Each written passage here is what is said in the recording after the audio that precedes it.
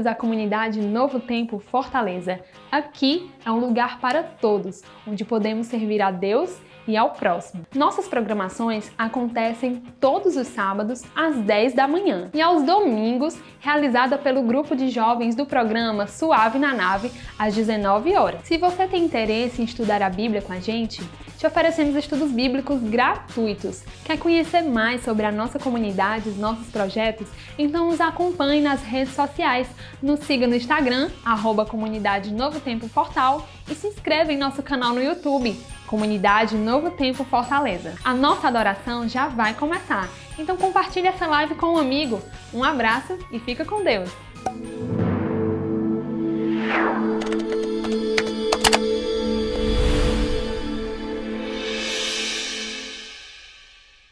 Feliz sábado para você, mais uma vez, para você que está nos assistindo em casa.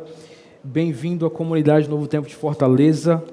Aqui é um lugar para você ter uma experiência real com Deus. Então, se você nessa manhã deseja ter uma experiência real com Deus, você está no lugar certo. Saúdo também que estão aqui, né? Que Deus possa nessa manhã falar no nosso coração. E eu convido você a abrir a sua Bíblia no livro de João, no Evangelho segundo João, capítulo 11. Muito bom rever aqui algumas pessoas que a gente não via há um tempo. Muito bom estar juntos essa manhã. João capítulo 11, nós vamos ler a partir do versículo 17. João 11, o verso 17. Se você talvez recebeu uma mensagem durante essa semana, hoje à tarde nós vamos ter uma Santa Ceia aqui na nossa casa. Então, se você ainda não fez sua inscrição, você pode estar fazendo sua inscrição para participar conosco desse momento. A gente percebe que a gente está voltando ao normal, algumas atividades, e também a nossa comunidade não é diferente. Nós estamos programando para em breve estar recebendo todos e não ter mais essa limitação. Então vamos orar para que Deus possa continuar conduzindo tudo. E nessa manhã a nossa mensagem tem como tema as irmãs enlutadas. As irmãs enlutadas. Essa é uma história que provavelmente você já leu diversas vezes, mas nós vamos tentar extrair algumas lições espirituais para a nossa vida. Antes de lermos, eu queria te fazer uma pergunta. Você que está aqui nessa manhã e você que está acompanhando lá em casa também, quiser pode responder. Mas quem é Jesus? Como é que a gente responde essa pergunta, Martinho? Como é que a gente responde? Quem é Jesus? A Bíblia diz, não é? Aí sabe. Muito bem. Soube ter uma resposta certa. Agora, talvez são das perguntas mais difíceis de responder. Por que eu digo isso? Porque não existe uma unanimidade quanto à resposta. Se você me perguntar quem é Jesus, o meu conceito pode ser um. Se eu perguntar a Cris, o conceito dele de quem é Jesus pode ser outro. Se eu perguntar a Jonatas, vai ser outro. Se eu perguntar a Ellen, vai ser outro. A Luan, a Vanessa, e assim por diante. Nós temos a tendência de descrever a Cristo baseado na nossa experiência real com Ele, baseado na forma que nós enxergamos a Ele. Esse relato bíblico que nós vamos estudar aqui juntos vai falar sobre 3 pessoas, Marta, Maria e Lázaro, que a Bíblia descreve como sendo pessoas próximas, íntimas de Jesus, que Jesus considerava como parte da sua família e que Marta, Maria e Jesus consideravam Jesus também como parte da sua família. A gente percebe que a Bíblia, quando descreve Lázaro, quando vai falar sobre Lázaro, refere a Lázaro sendo alguém a quem Jesus ama. E essa expressão é usada para descrever o relacionamento de Jesus com as pessoas mais próximas dele. Então você vai ver Cristo sempre, ou na verdade o autor, descrevendo aqui as pessoas próximas de Jesus como alguém a quem ele ama. Só que nós sabemos a história. Lázaro fica enfermo e sua vida está por um fio. Marta e Maria mandam um mensageiro ir buscar a Jesus, mas Lázaro ele acaba morrendo antes de Jesus chegar. E quando Jesus chega na casa dos seus amigos, encontrou todos de luto e o corpo de Lázaro já havia então sido sepultado. Agora, o que é que Jesus vai fazer? A partir desse momento que ele chega na casa e percebe a situação, é uma das histórias mais famosas e também mais fantásticas da Bíblia. E também um dos conceitos mais esclarecedores a respeito de quem é Jesus, mostrando não apenas quem ele é, mas mostrando o que é que Jesus veio fazer enquanto ele esteve aqui na terra. Então vamos ler? versículo 17 em diante do capítulo 11 de João, diz assim: chegando Jesus, encontrou Lázaro já sepultado. Havia quanto tempo? 4 dias. Ora, Betânia estava a cerca de 15 estádios perto de Jerusalém. Se você quiser saber isso em quilometragem, dá cerca de 2,7 quilômetros de Jerusalém. Muitos dentre os judeus tinham vindo ter com Marta e Maria para consolar a respeito de seu irmão. Marta, quando soube que vinha Jesus, saiu ao seu encontro. Maria, porém, ficou sentada em casa. Disse, pois, Marta a Jesus: Senhor, se estiveras aqui, não teria morrido meu irmão. Mas também sei que, mesmo agora, tudo quanto pedires a Deus, Deus te concederá. Declarou Jesus: teu irmão há de ressurgir. Eu sei, replicou Marta, que ele há de ressurgir na ressurreição no último dia. E disse-lhe Jesus: eu sou a ressurreição e a vida. Quem crê em mim, ainda que morra, viverá. E todo que vive e crê em mim, não morrerá eternamente. Crês isto? Sim, Senhor, respondeu ela. Eu tenho crido que tu és o Cristo, o Filho de Deus que devia vir ao mundo. Tendo dito isto, retirou-se e chamou Maria, sua irmã. E lhe disse em particular: Mestre, o mestre chegou e te chama. Ela, ouvindo isto, levantou-se depressa e foi ter com ele.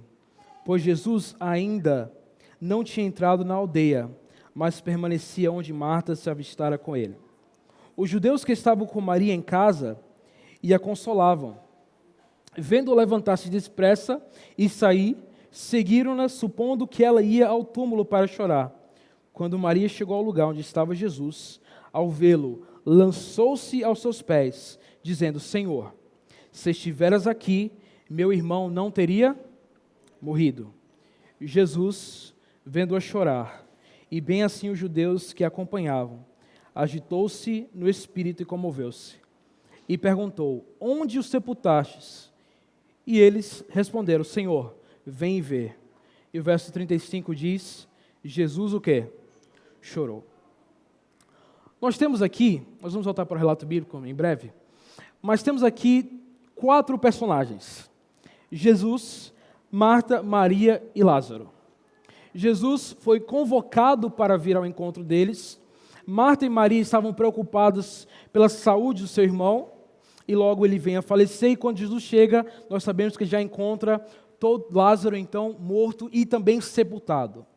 Agora, parou para pensar que a situação das irmãs era a mesma? Elas estavam em tanta sintonia que elas direcionaram as mesmas palavras para Jesus.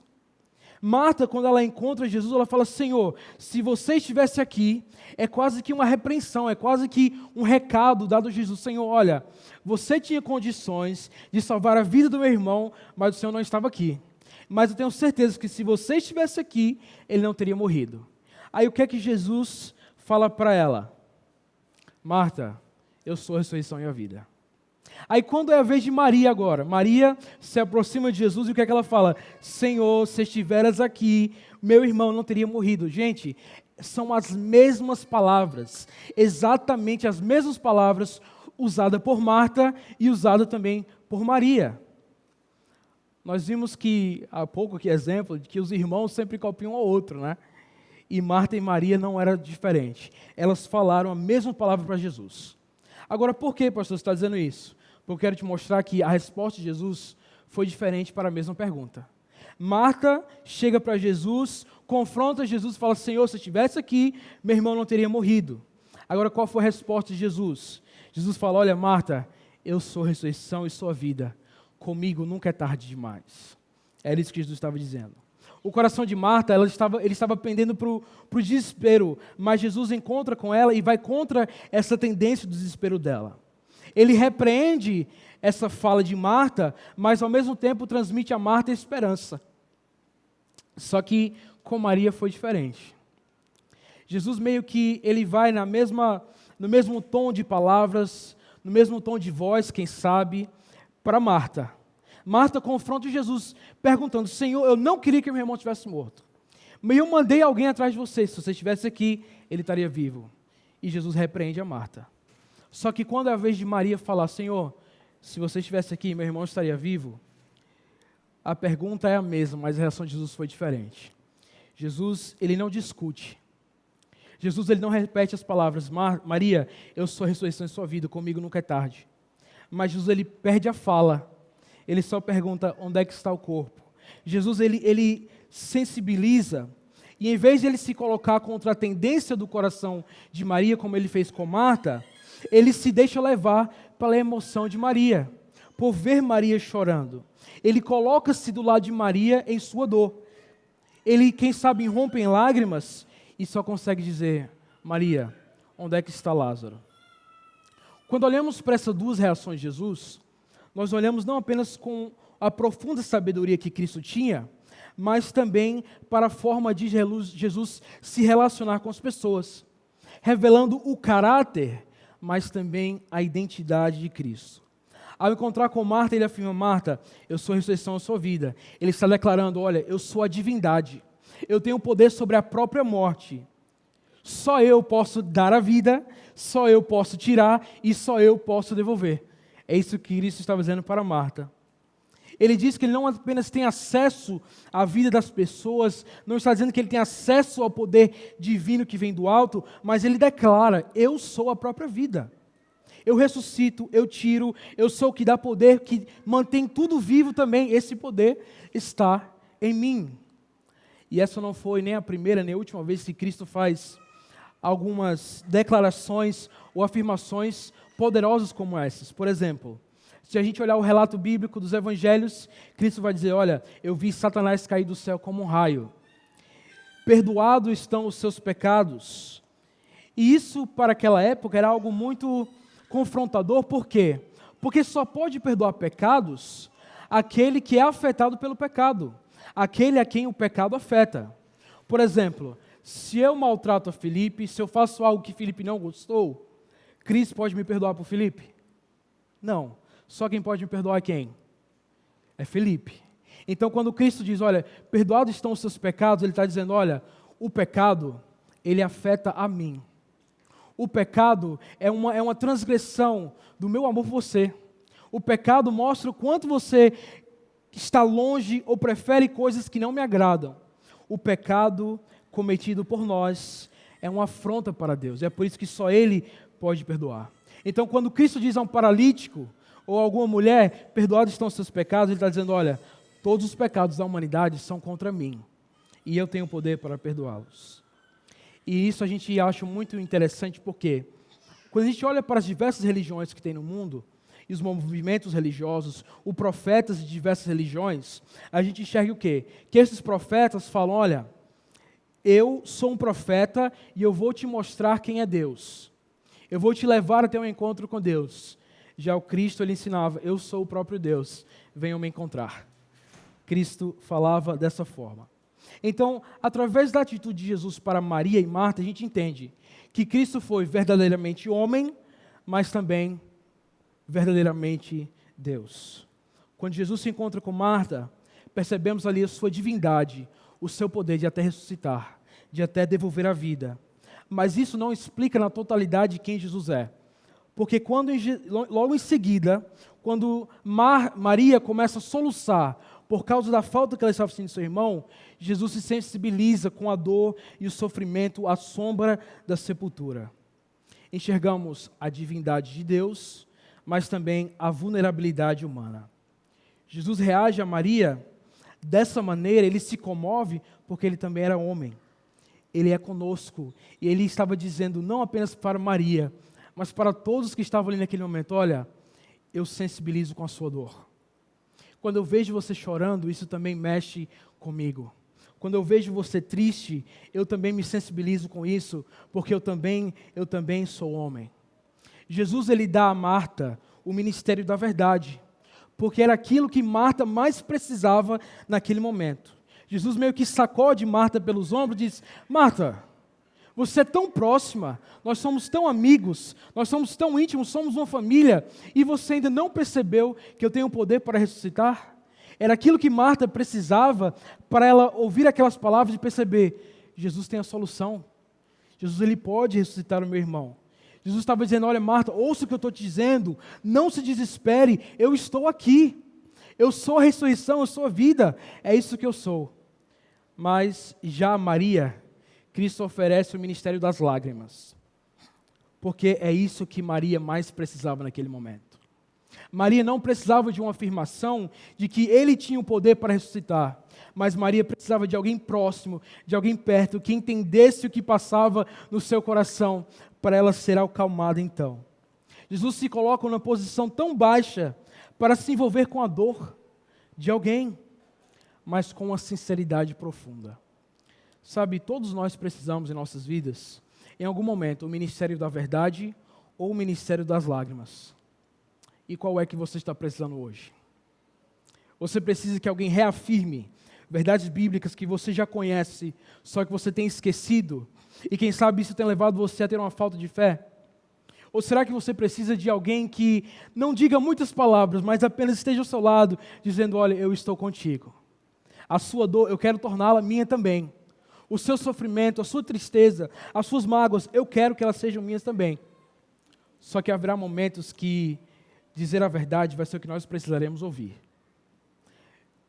Eu casei recentemente, tenho 5 meses de casado apenas, e eu combinei com o Renato que ia contar essa história, então não estou contando sem a permissão dela. A gente estava em Belém ainda, e quem conhece minha mãe sabe que minha mãe é fantástica na cozinha. E Renata estava aprendendo e tudo, hoje ela cozinha, sabe, muito bem. E um certo dia ela fez um feijão, e ela perguntou, amor, esse feijão está com muita pimenta? Eu não tinha provado ainda o feijão. E aí, quando eu provei, eu percebi, está carregado de pimenta. E eu coloquei na boca e engoli o ministério das lágrimas, literalmente. O nariz começou a ferver, a boca começou a pegar fogo, meu olho lacrimejando, e eu falei, não amor, não está nada, está perfeito, está ótimo, está uma maravilha. Eu por dentro estava queimando, a boca estava ardendo, como a Renata falou aqui, as lágrimas caindo, mas dizendo, amor, está maravilhoso. Sabe, às vezes, não dizer a verdade é prejudicial. E às vezes dizer a verdade, quando a pessoa não está pronta para ouvir a verdade, pode ser também tão prejudicial. Nós todos temos alguém que nós podemos ouvir para dizer a verdade. Que nós vamos ouvir, que nós vamos aceitar como verdade. Mas também nós todos precisamos de alguém que vai enxugar as nossas lágrimas. De alguém que vai chorar conosco. Às vezes alguém que vai olhar para a nossa aflição e se simpatizar. Às vezes impor a verdade em alguém que está em aflição é um erro absurdo. Alguém que acabou de tropeçar, pisar na bola, cometeu um erro grotesco, e a gente chega com a verdade dizendo, olha, você falhou, você errou, mas será que é realmente aquilo que a pessoa precisa naquele momento?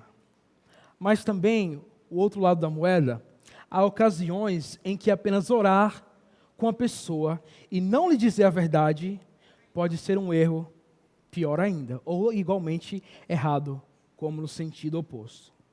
Só que nenhum de nós, amigos, temos paciência, ou temperamento, ou percepção necessária para dar às pessoas ao nosso redor o que elas precisam a todo tempo. Ninguém aqui, em sua consciência, consegue ter o temperamento, a paciência ou a leitura precisa do que está acontecendo ao redor para providenciar às pessoas ao nosso redor tudo o que elas precisam.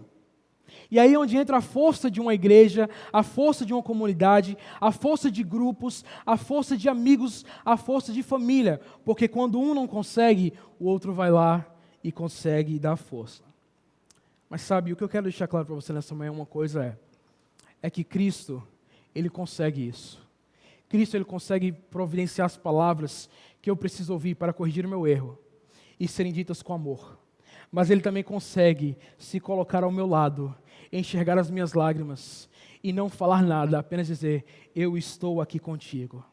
Jesus nunca é forte quando Ele precisa ser eterno, nem eterno quando Ele deveria ser forte. Ele é a própria verdade em forma de lágrimas, Ele é a divindade encarnada, Ele é o leão, mas Ele também é o cordeiro. Ele tem ternura, mas não é uma ternura fraca. Ele tem força, mas força sem aspereza. Ele tem humildade, mas também sem o menor traço de insegurança. eu quero ler com você o último relato bíblico dessa história, que está nesse mesmo capítulo, a partir do versículo 36 até o versículo 44. Nós já estamos caminhando para a nossa parte final da mensagem, mas olha o que esses versos dizem, 36 em diante, diz assim: Então disseram os judeus, vede quanto o amava. Mas alguns objetaram, não podia ele, que abriu os olhos ao cego, fazer com que este não morresse? Jesus, agitando-se novamente em si mesmo, encaminhou-se para o túmulo. Era este uma gruta, e cuja entrada tinha posto uma pedra. Então ordenou Jesus, tirai a pedra. Disse-lhe Marta, irmã do morto, Senhor, ele já cheira mal, porque já tem 4 dias. E respondeu Jesus, não te disse eu, que se creres verás a glória de Deus? Tiraram então a pedra. E Jesus, levantando os olhos para o céu, disse, Pai, graças te dou, porque me ouviste. O verso 43, e tendo dito isto, clamou em alta voz, Lázaro, vem para fora. Saiu aquele que estivera morto, tendo os pés e as mãos ligados com atadura, e o rosto envolto no lenço. Então lhes ordenou Jesus, desatai-o e deixai-o ir. O verso 38 mostra que Jesus ele se agita mais uma vez. Ele se comove mais uma vez. Alguém já te perguntou por que Jesus chorou aqui nesse momento? E quando você se deparou com essa pergunta, qual foi a tua resposta? Jesus chorou porque ele amava Lázaro? Jesus chorou porque todos estavam chorando, então Jesus chorou também. Mas sabe, essas respostas são um pouco paliativas. Elas não chegam ao fundo do sentimento que Jesus estava sentindo ali naquele momento.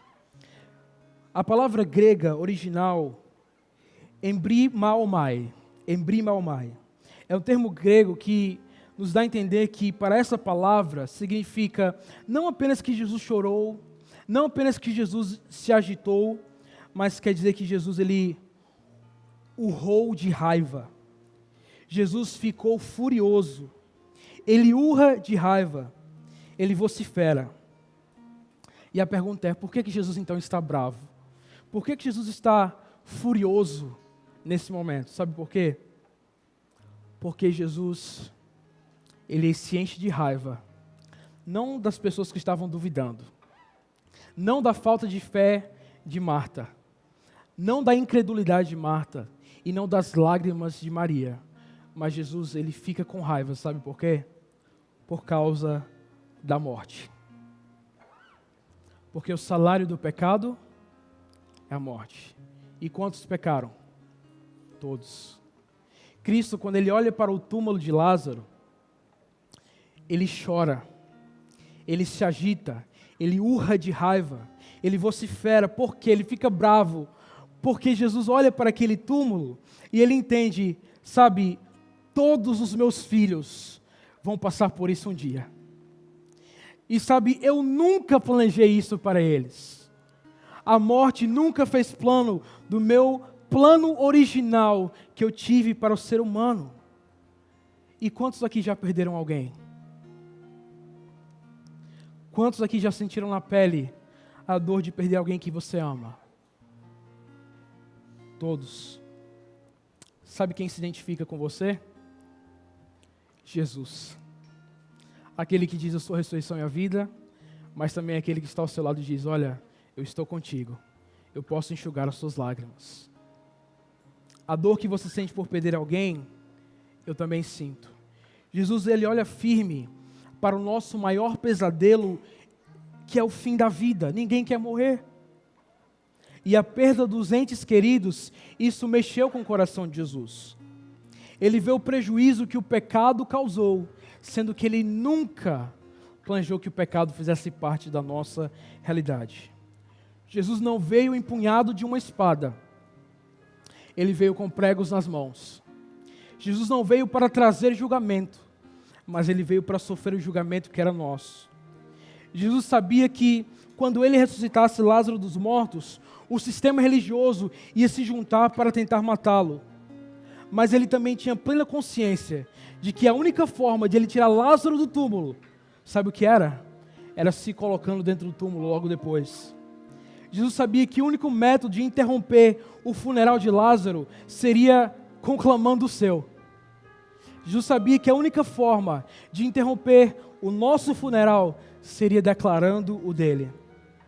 Por isso, Jesus, quando ele se aproxima do sepulcro, ao invés de ficar feliz porque ele sabia que ele tinha poder para ressuscitar Lázaro, ao invés de sorrir, de ficar feliz, de promover um reencontro para aquela família que ele amava, um grande espetáculo para quem estava ali, Jesus ele fica triste, treme de raiva, derrama lágrimas que escorrem sobre sua face, porque ele sabia o quanto custaria para nos livrar da morte. E mesmo sabendo o preço, e vivendo esse turbilhão de sensações, ele bradou: Lázaro, vem para onde? Para fora. Jesus tornou-se humano, mortal, vulnerável, passível de ser morto. Por quê? Tudo por amor a nós. A história de Lázaro não apenas demonstra o amor de Deus por Lázaro, por Marta ou por Maria, mas demonstra o amor de Deus pela raça humana, por todos aqueles que caíram, por todos aqueles que falharam, por todos aqueles que agora, como consequência do seu erro, herdaram a morte, sendo que o plano original sempre foi vida. Jesus hoje não está olhando para o túmulo de Lázaro, mas está olhando para o nosso coração. E nesse nosso coração ele enxerga muita dor, muita tristeza, muitas falhas, muitos pecados, muitas tentativas de chegar ao nível que queremos chegar, só que sempre nos encontramos muito abaixo daquilo que nós queremos, do padrão celestial. Mas é por isso que a sua graça, ela sempre invade, a sua graça, ela sempre pode alcançar aonde nós nunca vamos merecer ou vamos ter favor. Entende que Cristo, quando ele estava com Marta, oferece a verdade plena, porque ele é a verdade. Com Maria, lágrimas. E com você nessa manhã, o que é que você precisa de Deus? O que é que você precisa de Jesus? Alguém que olhe para você e fale: Renata, você precisa melhorar isso, mas você não vai conseguir com sua própria força, eu vou te ajudar. Alguém que diga: Sara, olha, a sua falta de fé às vezes é porque você ainda não olhou para mim. Aquele que diz: Luan, você pode ser melhor, eu posso te ajudar. Mas também Cristo olha nessa manhã para as pessoas que não são mais como Marta, mas como Maria, e diz: Bruno, Ilana, Raquel, eu entendo a dor que você sente, eu vejo as suas lágrimas, eu vejo a dor que está no seu coração, eu só quero dizer que eu estou aqui do seu lado, eu estou aqui, eu também estou triste. Quem sabe você perdeu alguém recentemente e está muito triste com isso. Sabe que Jesus também está, porque isso nunca foi plano dele. Mas ele está ao seu lado nesse momento e oferece a você o ministério das lágrimas. Quando Cristo olhou para o mundo que ele criou, que ele participou da criação com o próprio Deus, porque a palavra de Deus diz que todas as coisas foram criadas por ele, por meio dele e para ele. Ele viu a diferença daquilo que ele criou e daquilo que ele se depara com seus olhos após o pecado. O quanto o ser humano se afastou de Deus e o seu coração sente tristeza, de dor. Sabe por quê? Porque ele amou. Ele viu a cada um de nós lutando para tentar desembaraçar aquilo que o pecado e as armadilhas dos inimigos na nossa vida e da miséria que nós mesmos criamos. Sabe, muitas vezes nós somos tão rápidos a dizer que nós sofremos tais coisas por causa da maldade que há no mundo, mas esquecemos que muitas coisas que nós nos deparamos e lutamos contra são consequências de pensamentos, de palavras e de atitudes nossas, que ninguém é culpado por isso a não ser eu. Então muitas vezes eu estou lutando contra o gigante que eu mesmo coloquei na minha vida. E Cristo, ele se depara com isso e diz: olha, eu te dou a força que você precisa. O maior prejuízo que o pecado nos trouxe foi a morte, mas também a separação de Deus. E por amor, Cristo olha para nós e deseja nos atrair a Ele mais uma vez nessa manhã. Você sabe, você passou a semana toda lutando contra essa voz que tem falado ao seu coração, aos seus ouvidos. Quem sabe você preferiu dar atenção ou ouvidos a outras vozes e não à voz de Deus. Quem sabe seus pés estão plantados em uma lama, em um lamaçal, mas durante o sábado você se tira desse buraco e vem aqui, ou liga a sua televisão ou o seu celular para ser alimentado pela palavra de Deus, é até tocado, mas depois tudo volta ao normal. Esse não é o desejo de Deus para a sua vida, e nem para a minha. As lágrimas que Jesus derramou naquele momento, porque Ele sabia que Ele tem a solução, mas que nós, muitas vezes, preferimos achar a solução dos nossos próprios meios, sendo que Ele tem tudo que nós precisamos. Se você precisa de verdade, as palavras de verdade estão aqui. Se você precisa de alguém que está ao seu lado, pela fé você pode enxergar Cristo ao seu lado, a sua mão protetora sobre a sua vida. E se você é como Lázaro, nessa manhã também Cristo deseja ressuscitar até os mortos que estão aqui dentro. Permita Ele fazer essa obra em sua vida nessa manhã, porque Ele te ama e deseja te salvar. Então, se nessa manhã eu estou falando para alguém, ou se a palavra de Deus falou para alguém nessa manhã que se encontra distante de Deus, mesmo pertencendo a essa comunidade, ou mesmo pertencendo a um lar cristão, saiba que o amor de Deus por você, Ele vai te alcançar. Ele vai atrás de você. Ele vai insistir. Porque não há explicação para um amor como esse. Um Deus tão perfeito, olhar para nossas incertezas, a nossa falta de fé, a nossa teimosia, e ainda dizer, eu te amo. Um Deus que contraria toda a lógica humana e também se sensibiliza com a nossa dor e as nossas lágrimas. Não tem outra forma de escrever isso, a não ser que, mesmo os falhos, mesmo imperfeitos, nós somos o alvo do amor celestial. E esse Deus é um Deus que está perto. É um Deus poderoso, mas é um Deus que está perto. É um Deus que se inclina e oferece o que Ele tem de melhor para dar para nós: a vida. Porque foi justamente isso que o pecado tirou de nós. Não apenas nos afastou de Deus, mas nos afastou da vida. E esse Cristo, que diante de um túmulo chora, Ele também olha para a nossa vida e chora, porque Ele deseja estar perto de nós e deseja nos transformar. Não há outra forma de explicar, a não ser que, mesmo Arnaldo sendo falho, Deus o ama. Que mesmo Diego sendo falho, Deus o ama. E vai fazer de tudo para salvá-los. E com você não é diferente. Deus fará de tudo, porque o maior interessado na sua salvação não é você, é o próprio Deus. Eu vou dar você fechar os seus olhos. Vamos orar juntos. Senhor, de fato nós ainda não entendemos o quanto nós somos amados por Ti. De fato, nós ainda não entendemos como o Teu amor é perfeito por nós.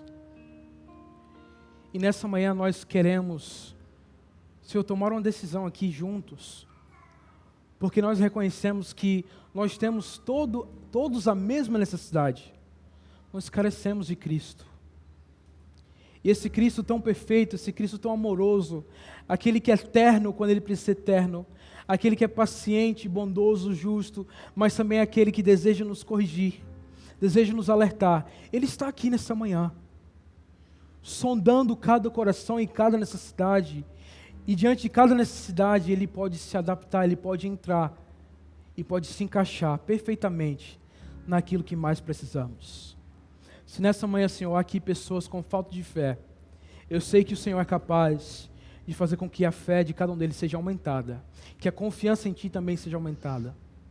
Mas também alguém, talvez aqui, Senhor, nessa manhã, que esteja sofrendo por perdas materiais, quem sabe perda de pessoas que tanto amavam, mas através desse momento difícil que nós estamos vivendo, foram separadas.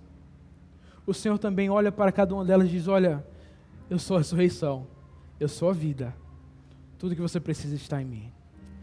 Então nessa manhã, Senhor, nós não queremos recorrer àquilo que nosso coração pede, porque o nosso coração é enganoso. Nós queremos recorrer àquilo que nós necessitamos, e ao teu amor por nós. Um amor que nós não conseguimos explicar, que teremos toda a eternidade para entender, mas nesse momento nós só queremos aceitá-lo em nossas vidas e permitir que Ele venha nos transformar.